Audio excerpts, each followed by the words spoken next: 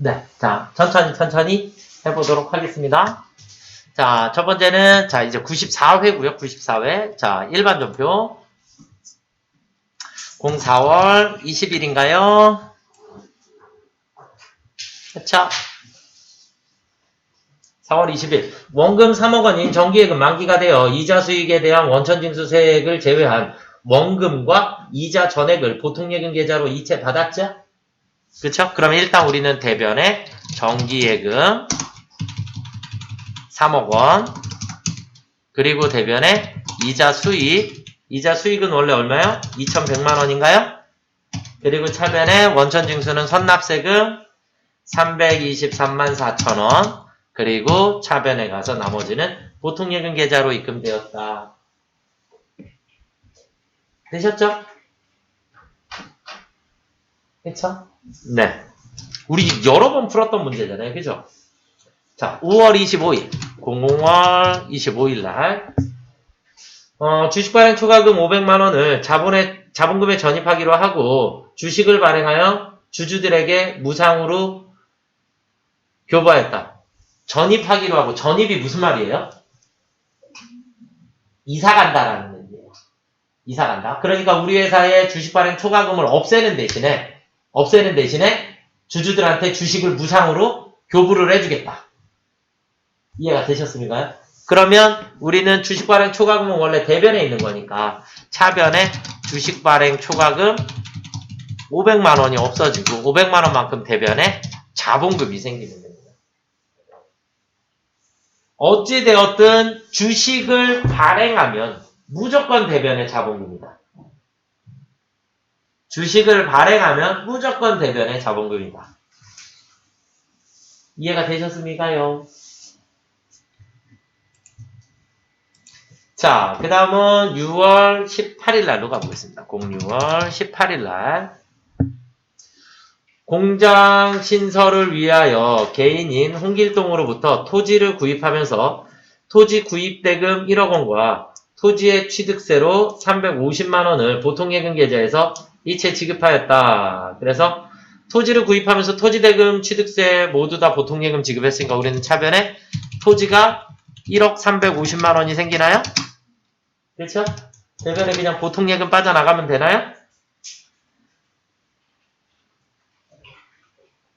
맞죠? 네. 자, 그 다음은 7월 1일입니다. 07월 01일 날. 장기 투자 목적으로 2020년 9월에 취득하였던 매도 가능 증권을 2천만 원에 매각 처분했죠. 맞나요? 근데 전년도 말에 공정가치가 2,100만 원이었으니까 우리는 300만 원만큼의 매도 가능 증권 평가 이익이 있다. 그런가요?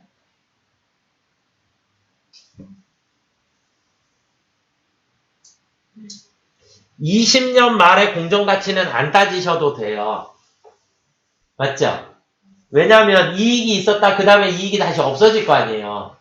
그러니까 우리는 바로 직전 연도 것만 따져주셔도 답이 똑같습니다. 아시겠죠? 그래서 직전 연도 21년도 말에 2,100만 원이었으니까 1,800에 일단 취득원가는 너무 중요하고 1,800에 취득했던 것을 2,100만 원에 평가를 했고 그래서 300만 원의 평가 이익이 있는 상태에서 우리는 2천만 원에 매각 처분을 하였다. 그럼 일단 대변에 매도 가능 증권 178번이 나가는데 얼마짜리가 나가야 돼요? 2,100만 원. 그리고 차변에 보통예금이 들어오는데 2천만 원에 매각했는데 10만 원의 수수료가 들어갔죠. 그러면 1,990만 원에 매각했다는 얘기죠. 맞나요? 그리고 우리는 이익이 300만 원 있다 그랬으니까 차변에 매도 가능 증권 평가 이익이 300만 원이 먼저 없어지셔야겠고요. 그러고 나면 양수로 190만 원이 나오니까 대변에 매도 가능 증권 처분 이익이 190만 원이 생겼다. 문제를 다 푸시고 난 다음에 최초의 취득가액을 확인해 보시면 1,800. 마지막에 처분한 금액은 1,990이죠. 맞나요? 그래서 1,800짜리를 1,990에 처분을 했으니까 우리는 무조건 처분 이익이 190만 원만큼의 처분이익이 생기면 무조건 정답입니다.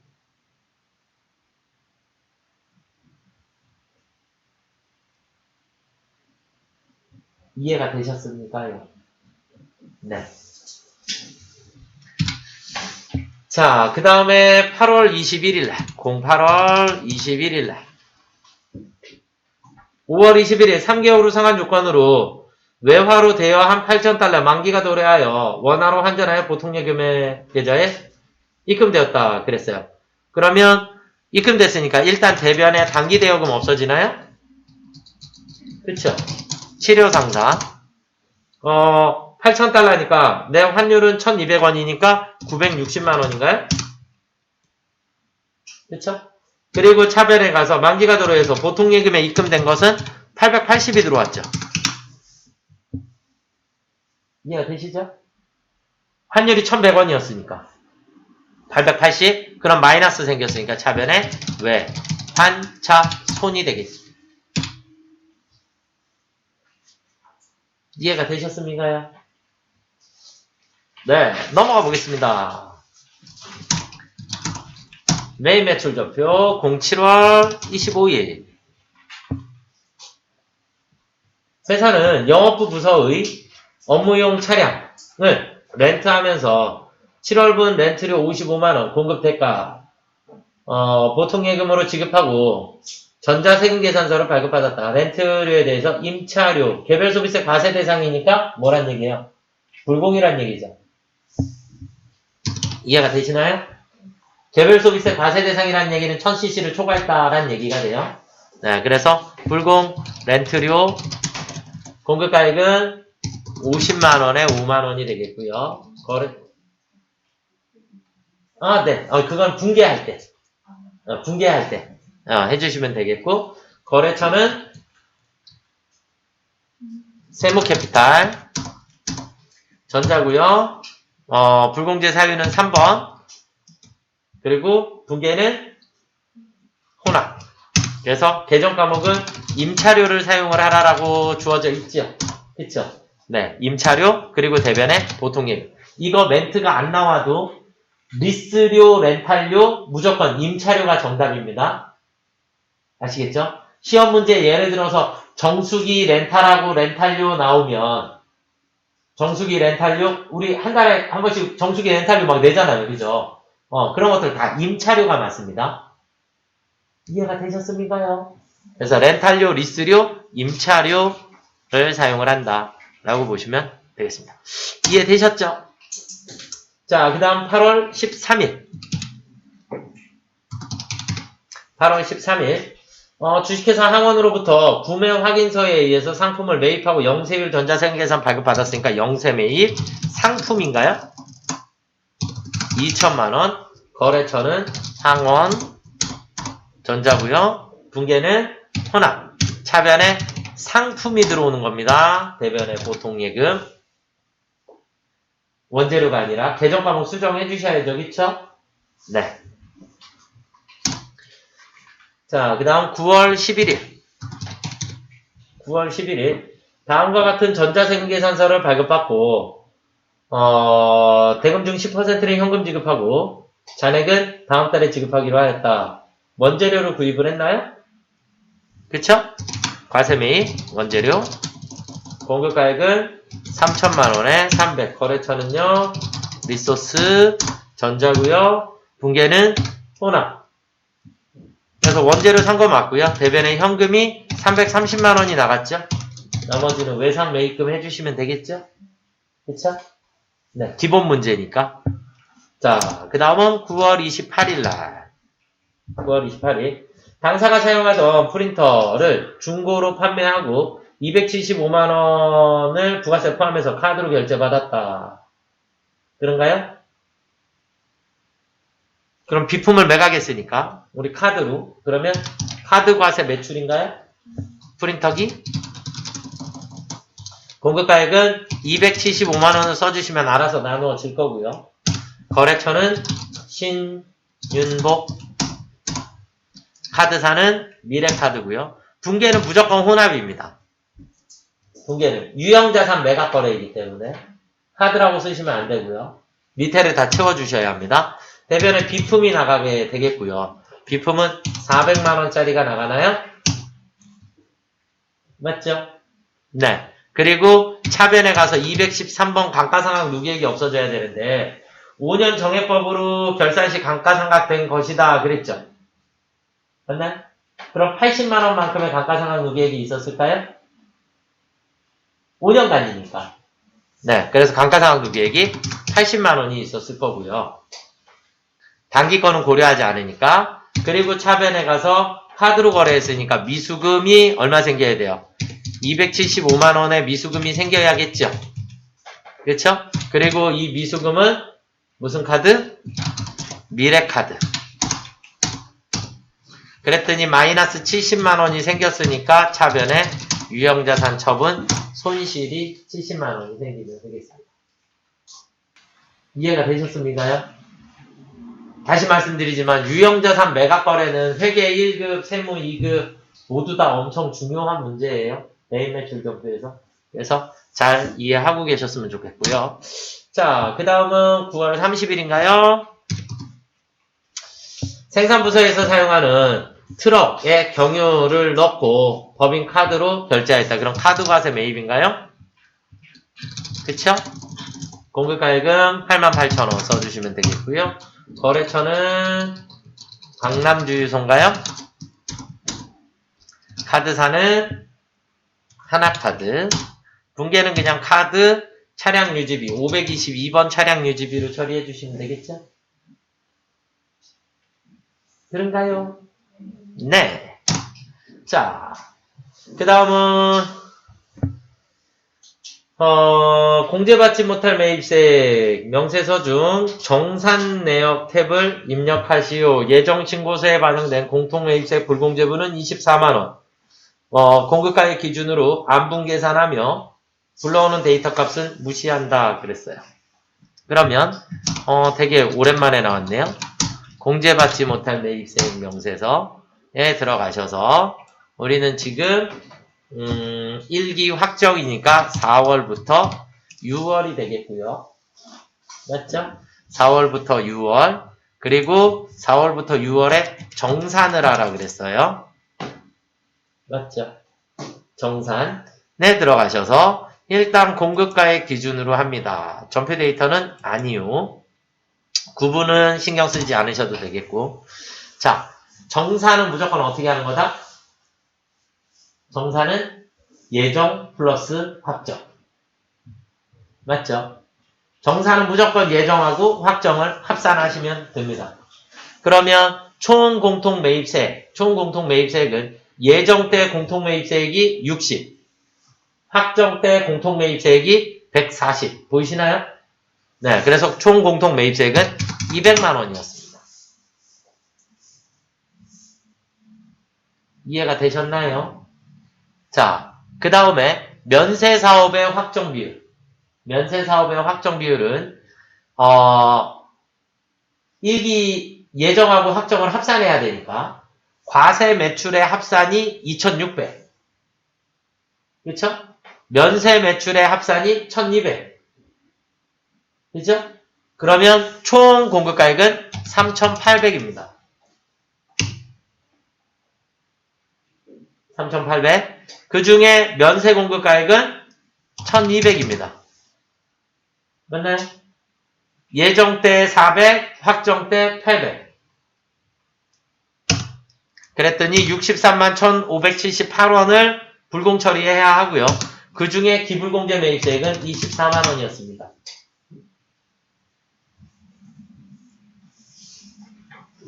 이해되시나요?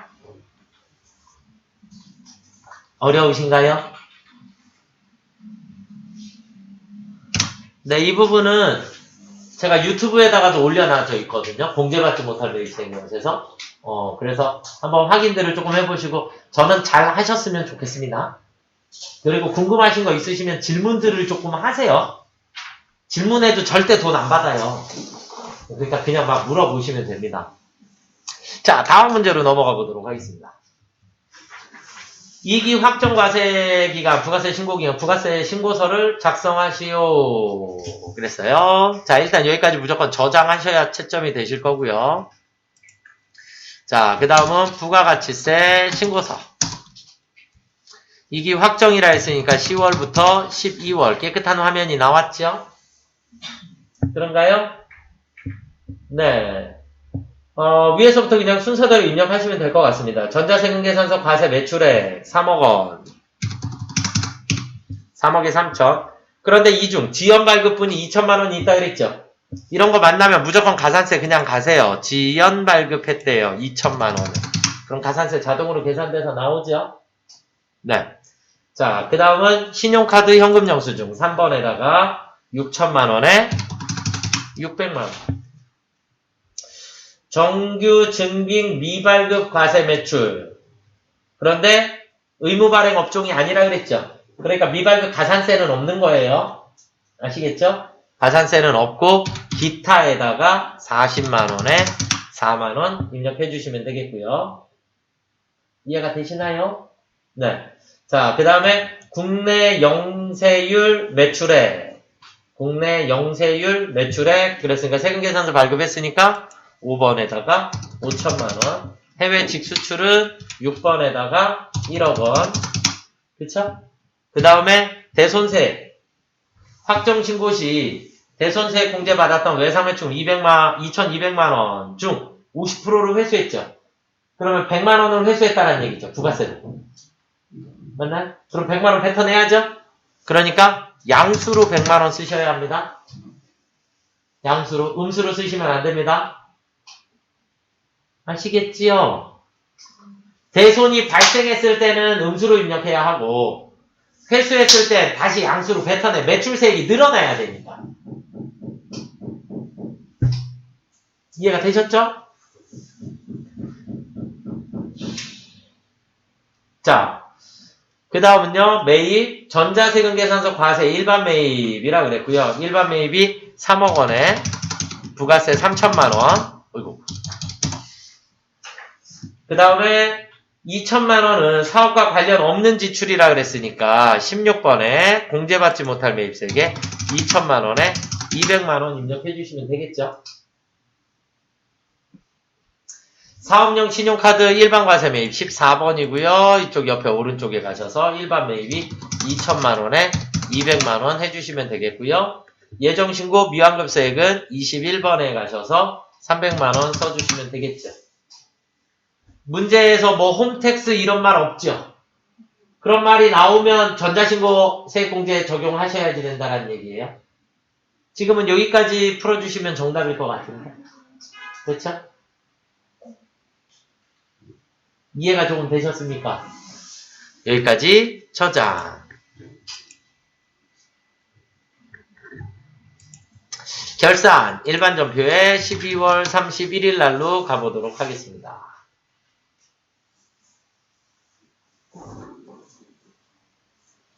제조부서가 구매한 소모품 240만원 중 결산일까지 사용하지 못하고 남아있는 것이 60만원. 구입시 뭘로 처리했대요?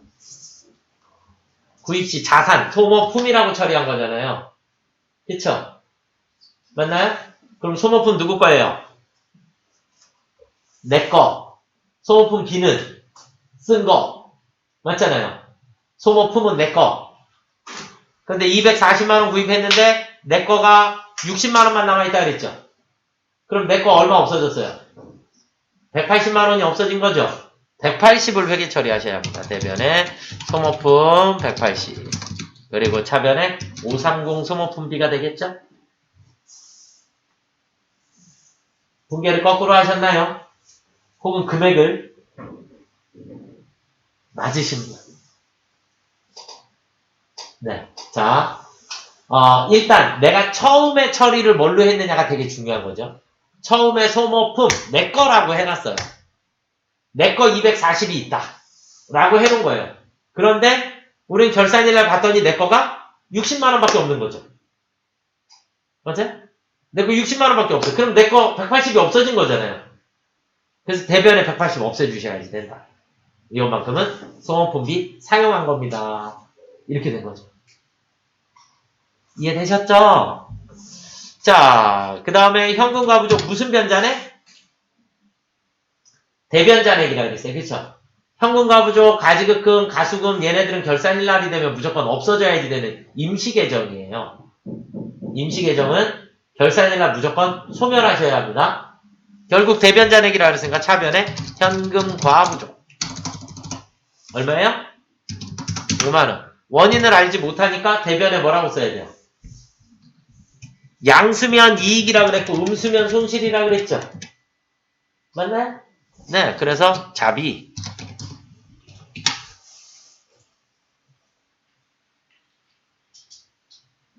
이해가 되셨나요? 현금과 부족에 대해서는 부족하면 잡손실인 거고 돈이 남으면 자비익으로 처리를 해주시면 되는 거니까. 일단 현금과 부족을 쓰시고 부호가 플러스인지 마이너스인지 확인을 해주시면 됩니다. 자, 정기 예금에 대해서는 이자를 받아야죠. 맞나요? 이자를 받아야 하니까 우리 계산기에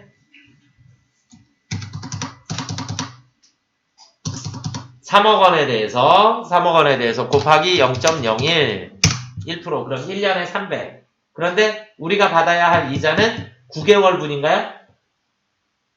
그쵸? 9개월분을 받아야 되니까 곱하기 9 나누기 12. 그럼 225만원 나오나요? 받았다 안 받았다? 아직 안 받았다. 그러니까 차변에 미수수익. 그리고 대변에 이자 수익이라고 해주시면 되겠죠.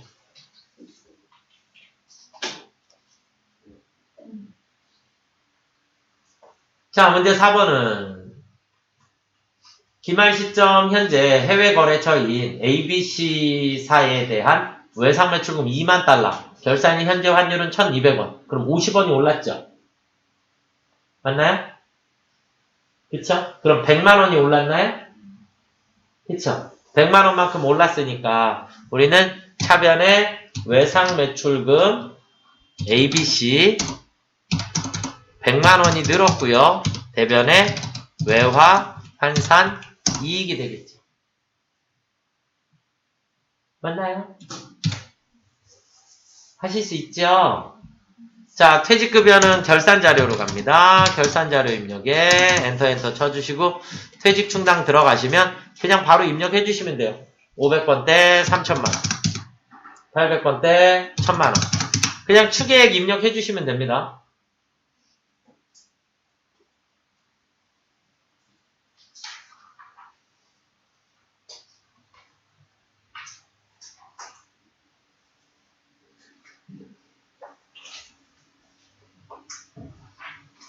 우리 문제상에서 그런데 제조와 판관비를 구분해서 각각 회계 처리할 것 이렇게 나와 버렸네요.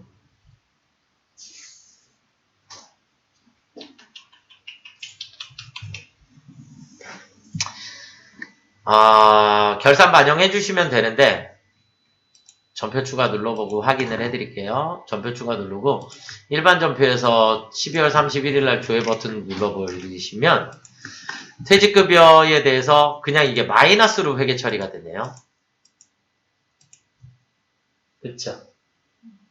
그러니까 우리가 앞에 위에 퇴직급여 충당부채에 대한 첫 번째 생산 부분은 플러스로 1,500이 생기는 게 맞아요. 그쵸? 맞는데 퇴직급여 충당부채가 마이너스가 생겨버렸죠.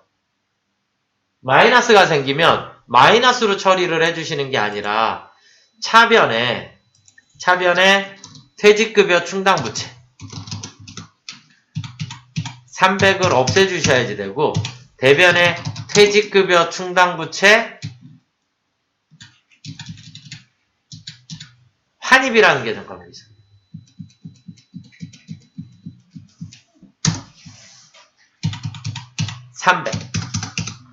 근데 이거는 조금 문제가 조금 너무했다. 문제가 조금 너무한 상황이에요. 그런데 문제상에서 지금 각각 회계 처리를 하라 그랬어요. 자동으로 처리하면 되는데 굳이 얘를 각각으로 처리하라 그래서 일단 전표 자체는 마이너스로 끊어도 크게 문제가 되지는 않습니다. 왜냐하면 계정 과목의 구분이 전체 합계에 영향을 미치지 않아요. 그래서 퇴직급여 충당부채 환입이라고 하는 개정 과목이 852번 확인해 볼까요? 개정 과목 및 적요 등록에 가보시면 852번. 그러면 퇴직급여 충당부채 환입이라고 하는 개정 과목을 만들어 놨는데 보니까 판매비와 관리비 안에 들어가 있죠. 어차피 퇴직급여도 판매비와 관리비죠. 그러니까 얘로 처리를 해서 마이너스로 빼주나 퇴직급여로 처리를 하나 전체 판매비와 관리비 전체 금액은 움직이지 않습니다. 그래서 그냥 마이너스로 회계 처리된 것도 제가 생각할 땐 정답으로 인정해줘야 되지 않을까라고 생각이 듭니다. 아시겠죠? 자, 어찌되었든 여기까지 결산 문제를 한번 풀어봤고요. 이게 지금 94회인가요? 그쵸? 94회에는 얘가 또 뭐라고 달아놨는지 한번 잠깐 볼게요.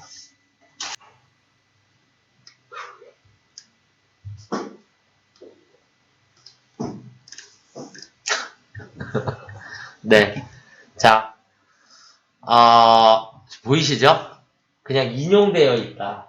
그래서 지금 여기에 있는 둥계로 입력해도 모두 다 정답으로 인정하겠다. 그러니까 우리 처음에 그냥 마이너스로 나왔죠. 전표 추가 눌러주시면. 마이너스 나온 것도 정답, 한쪽에다가 처리해준 것도 정답, 여기 있는 거 지금 다. 그러니까 뭘로 처리해도 다 정답으로 인정해주겠다. 왜냐면 다 판매비와 관리비 안에 해당하는 거기 때문에 뭘로 하시든지 크게 지장이 없으실 것 같습니다. 이해되셨나요? 네. 자, 그 다음은, 우리 문제 5번으로 넘어가 보겠습니다. 문제 5번, 사원 등록인가요?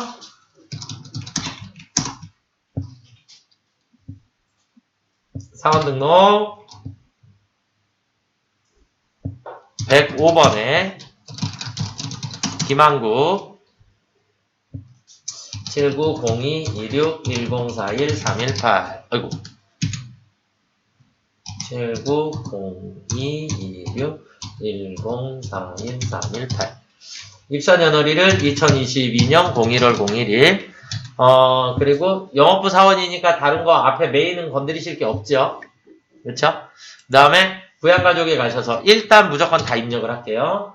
자, 배우자 나여성 8212262056-917 그 다음에 김한국의 직계존속 김조선 49091210056118 그 다음에 나여성의 직계존속이니까 뭐예요? 배우자의 직계존속 강춘자 511213205618 그 다음에 직계비속이니까 자녀 김우주 170624061-316 그 다음에 김관우 1909123061-624 자, 그 다음에 김부산은 남동생 그럼 형제자매에다가 김부산 81092610056116 자, 일단 본인은 남성이고요. 총급여에 6천만원이 있고요. 배우자는 사업 소득 금액이 500만원이 있죠. 그쵸? 소득 제한에 걸려서 안 됩니다. 배우자 부. 그 다음에 김조선, 무조건 분리과세 대상이래요. 그러면 73세니까 되는 거고요. 그 다음에 양도소득 금액이 100만원 있대요. 되는 거고요. 그 다음에, 김우주 장애인인가요? 그러면 김우주는 장애인복지법에 따른 장애인은 추가로 쓰시는 거예요. 여기 앞에를 장애인으로 고치시는 거 아니에요. 앞에는 20세 이하인 거 맞고 장애인은 추가 공제입니다. 아시겠죠? 그러니까 이 기본 공제는 나이 제한, 소득 제한을 가지고 입력하는 것이다. 아시겠죠? 네. 그 다음에 남동생이 장애인이죠. 맞나요? 중증 환자로 넣어주시면 되겠고요. 이해가 되셨습니까? 이제 사원 등록은 잘 하실 수 있겠죠? 그 다음에 동거 여부에 동거 비동거는 크게 의미가 없습니다. 아시겠죠? 동거 비동거는 크게 의미가 없고 문제는 여기서 중요한 게 국외 거주냐 아니냐. 국외 거주냐 아니냐. 이거를 일단 따져주셔야 합니다. 아시겠죠? 그래서 우리는 이게 뭐라고 되어 있냐면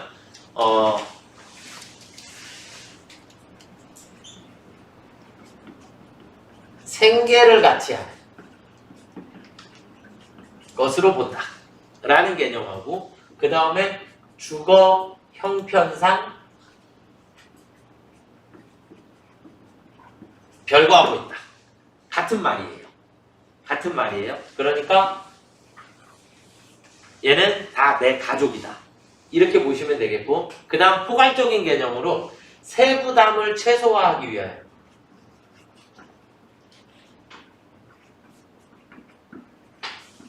세부담을 최소화한다라는 말, 멘트가 문제상에서 가끔 등장을 하는데, 그럼 세부담을 최소화한다 그러면 부양가족으로 가지고 올 수 있는 사람은 최대한 다 가지고 와라, 이 얘기예요. 아시겠죠? 그래서 국외 거주하는 경우, 국외 거주 안 된다. 아시겠죠? 이해가 되셨나요? 국외 거주를 제외한 나머지는 거의 다 된다 라고 보시면 될 것 같습니다. 아시겠죠? 네. 자, 그 다음은 이제 연말정산인가요? 그쵸? 네, 그런데 부양가족 탭을 또 작성하라 그랬으니까 김미영의 부양가족 탭을 먼저 작성하고 넘어갈게요. 여기에서 네, 보시면 세대주 본인이고요. 그 다음에 배우자가 없나요? 그쵸? 여성이니까 한부모에 해당합니다. 맞지요? 배우자가 없죠? 그 다음에 퇴직소득 금액 200만원이 있으니까 김철수는 부가 맞고요. 전영희는 60세 이상입니다. 그리고 중학생, 미취학 학생이니까 20세 이하, 20세 이하 이렇게 넣어주시면 되겠죠. 이해가 되셨습니까? 네, 그래서 한부모 일단 체크를 해주셔야지 될 것 같습니다. 넘어가도 될까요? 네, 연말정산 추가자료 입력. 이거는 사원 등록에서 하셔도 되고, 이 연말정산 추가자료 입력에 들어가셔서 하셔도 상관없으십니다. 여기에 부양가족 앞에서 입력하면 여기로 다 들어와 있어요. 자동으로. 아시겠죠? 그래서 어느 곳에서나 하셔도 크게 문제는 없다. 보시면 되겠고요. 자, 그 다음에 연말정산 자료를 확인을 해 보도록 하겠습니다. 연말정산 자료를 확인을 해 보겠습니다. 자, 그러면 일단 본인의 종교단체 기부금이 나왔나요? 그쵸? 종교단체 기부금, 종교단체 당해기부금 200만원입니다. 확인. 안보험료는 보장성 보험에 90만원입니다. 그 다음에 의료비 따당 들어가셔서 본인의 의료비에 100만원이고요. 학원비는 된다 안 된다? 학원비는 안 돼요. 아시겠죠? 네, 자, 그 다음에 신용카드 가셔서 신용카드 사용액 1000만원인데 270을 빼야 되니까 730만원 써주시면 되겠고요. 그 다음에 도서공연이 70만원, 그 다음에 대중교통이 200만원 이렇게 넣어주시면 되겠고, 현금영수증 전통시장 300만원이 포함되어 있으니까 현금영수증은 675만원 입력해 주시면 되겠고, 전통시장 300만원 입력해 주시면 되겠죠? 이해되셨나요? 금액 나눠주는 거니까 이건 어려운 거 아니실 거다라고 보여주고요. 확인. 자, 그 다음에 김철수. 김철수는 소득 제한에 걸렸죠. 그쵸? 소득 제한에 걸렸기 때문에 둘 다 공제 대상이 아닙니다. 아시겠죠? 네. 자, 그 다음은 전영희의 의료비. 뭐가 65세 이상인가요? 그쵸? 그래서 65세 이상에 60만원 넣어주시면 되겠고요. 확인. 그 다음에 기부금. 기부금, 종교단체 외 지정기부금이라고 그랬고요. 종교단체 외에다가 20만원 넣어주시면 되겠고요. 자, 그 다음에 직불카드 사용액이 있으니까 신용카드로 가셔서 직불카드 사용액이 600만원인데 그러면 500만원만 직불카드고 전통시장에 100만원 추가해야 되니까 400만원으로 수정해 주시면 되겠죠. 그렇죠? 아직 끝난 게 아니기 때문에 숫자가 여러분들 화면하고 계속 틀릴 수도 있는 거잖아요. 그죠? 끝까지 가봐야지 되는 거니까 확인. 자, 그 다음에 방문수. 방문수 일단 교육비 초중고인가요? 그쵸? 105만원입니다. 교복구입비 50만원까지가 한도예요. 그쵸? 네, 그래서 105만원. 자, 그 다음에 확인. 의료비. 의료비는 그 밖의 공제 대상자인가요? 방문수. 그쵸? 그 밖의 공제 대상자. 의료비, 안경구입비 포함해야 되니까 85만원입니다. 그쵸? 확인. 자, 그리고 상해보험이 18만원 있으니까 보장성 보험이 108만원인가요? 그쵸? 그 다음에 현금영수증 사용액 밑으로 내려가서 현금영수증에다 쓰시면 안되고 도서공연에다가 쓰셔야죠. 그쵸? 25만원. 그래서 95만원이 됩니다. 이해가 되셨습니까요? 자, 그리고 박분수 뭐예요? 유치원 교육비 따당 취약 전 아동에 들어가셔서 180 확인 저축성 보험료는 공제 대상이 아닙니다. 여기까지가 정답입니다.